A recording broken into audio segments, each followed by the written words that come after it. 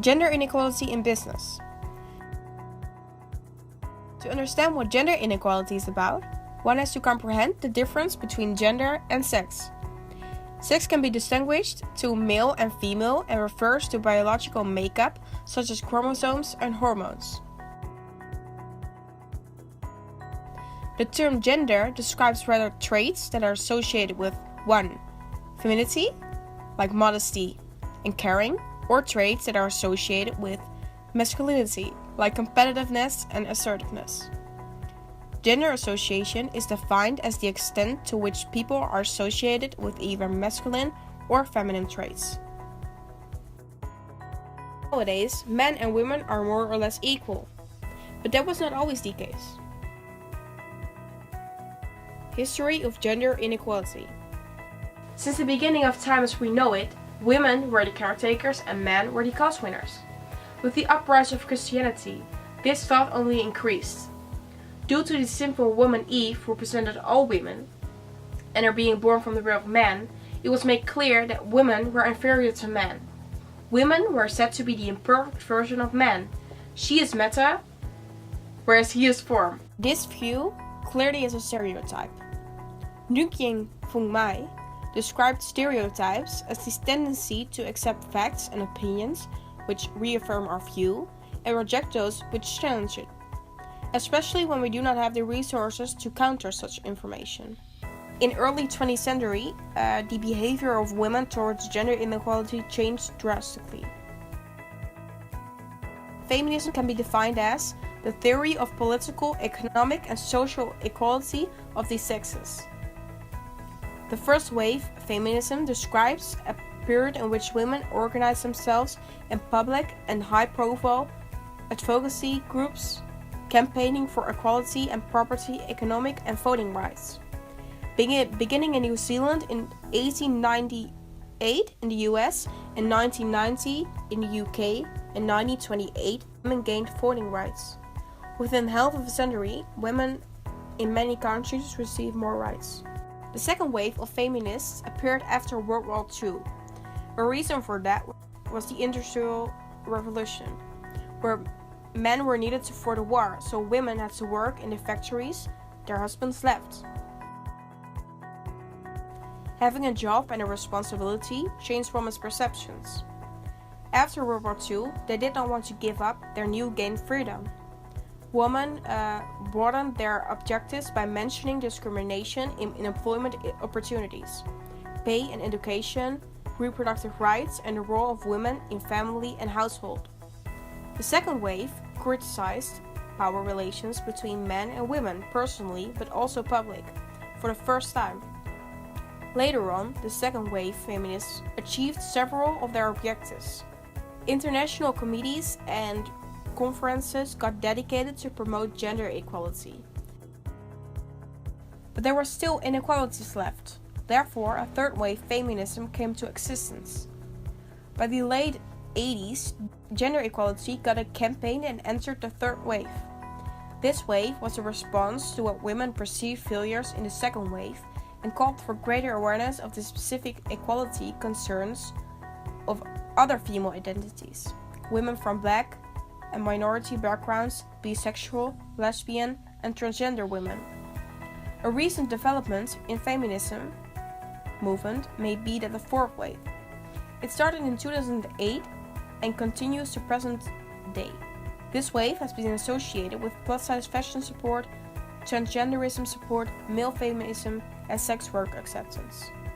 Now we all know that gender equality was not the case in the past, neither in work, neither in general life.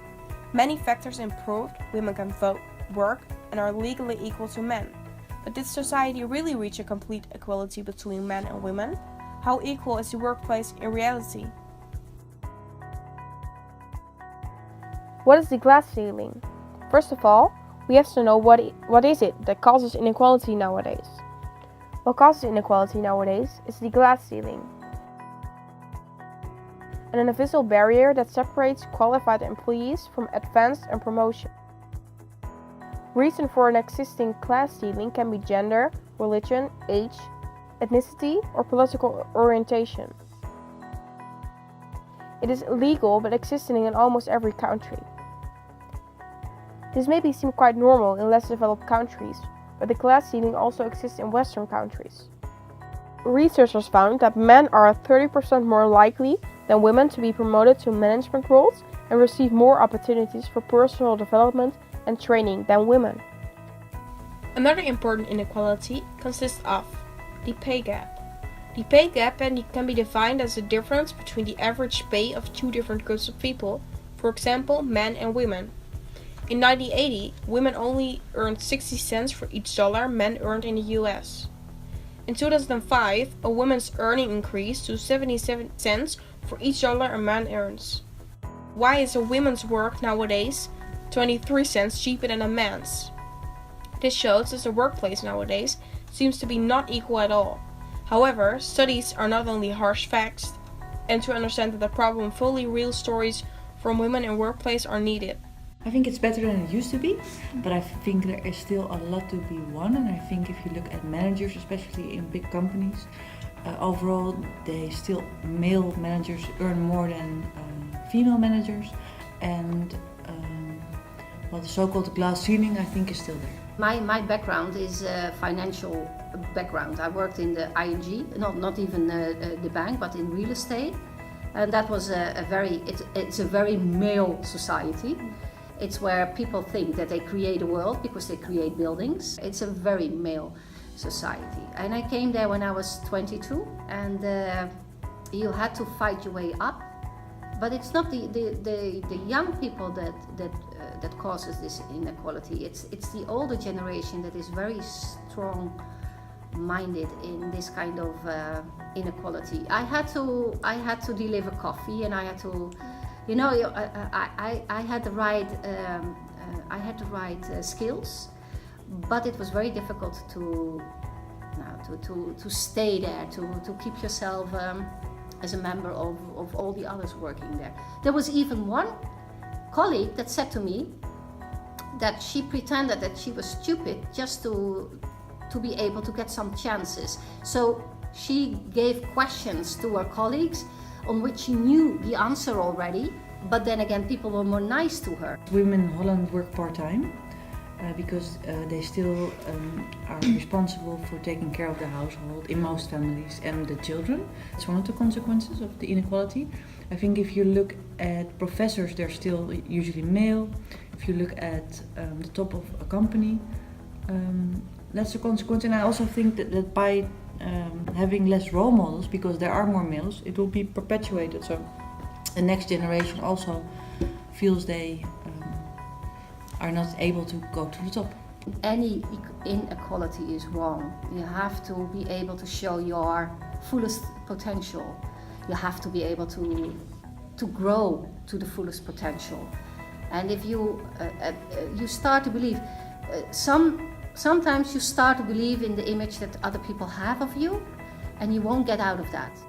How do employers handle gender diversity, and how is it perceived by employees? So how do most employers actually deal with gender inequality? Overall, most employees believe their CEO supports diversity, but less than half of them actually believe their company is doing enough work to achieve gender equality. General studies tell us that 9 out of 10 people want to see men and women equally represented in a leadership position. So we see that the will for change is there, and basic social and political frameworks modified by feministic movements during history do support women in the workplace. So why is there still inequality? What factors cause the gap between the two genders? What influences the gap most are unconsciousness, stereotypes, and biases. Stereotypes can be defined as factors that can be subconsciously be formed due to assumptions, unspoken attitudes, beliefs, and expectations that we all have about others. Stereotypes and biases can be conscious and subconscious. An example for conscious discrimination is that women in Saudi Arabia are not allowed to drive and open their own bank account and need to be presence of a male guardian. They are treated unequally, and it is considered as completely normal in this region.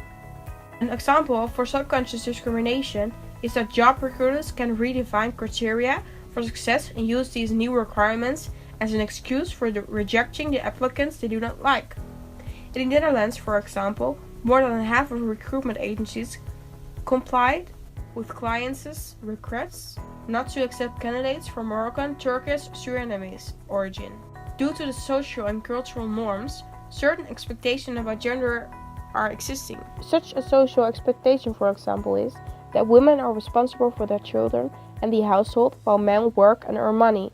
Or that real men do not show emotions because that is perceived as a female attribute.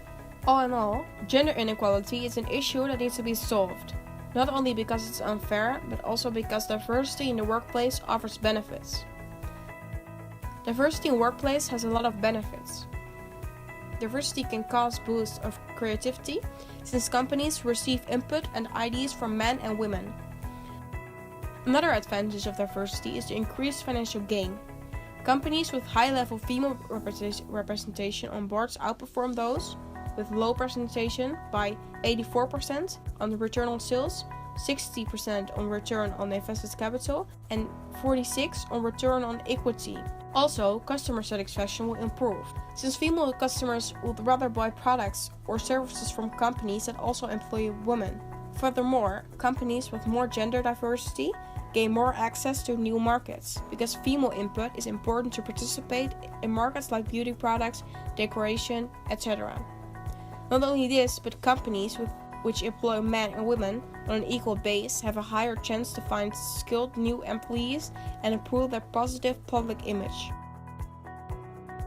Conclusively, during history, a lot of gender unequal issues have been solved, and all in all, we are more equal now than before. But there are still some improvements to be made. The pay gap needs to disappear, and women should be equally able to climb the ladder in their career. Diversity is a huge advantage and should be considered more. Also, people have to try to stereotype less because it's generalized and especially problematic in the workforce.